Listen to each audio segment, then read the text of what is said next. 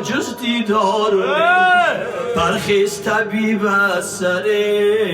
بالین من زار بالین من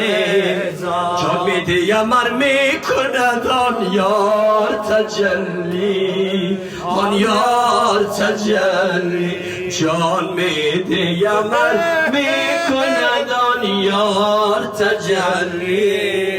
آن یار تجلی آن عالم مکن کامده آزار تجلی آزار تجلی شد داروی این خسته بیمار تجلی بیمار تجلی زاید قدم از خلوت تاریک بیرون کن زاید قدم از خلوت تاریک بیرون کن پرگشته کنون کوچه و بازار تجلی بازار تجلی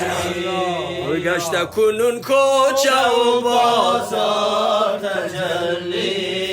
بازار تجلی آن عالم مکن کامل آزار تجلی آزار تجلی آیینه شده پا و سر عاشق شیدا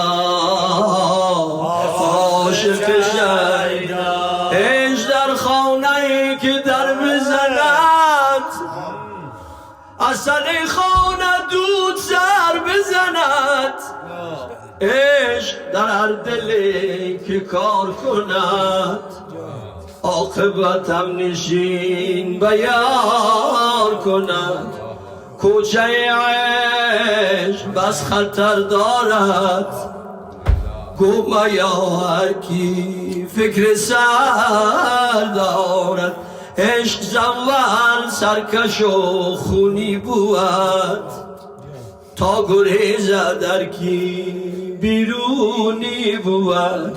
با محمد بود عشق پاک جفت با محمد بود عشق پاک جفت برای آن عشقش خدا لولا کو آینه شده پا و سر عاشق شیدا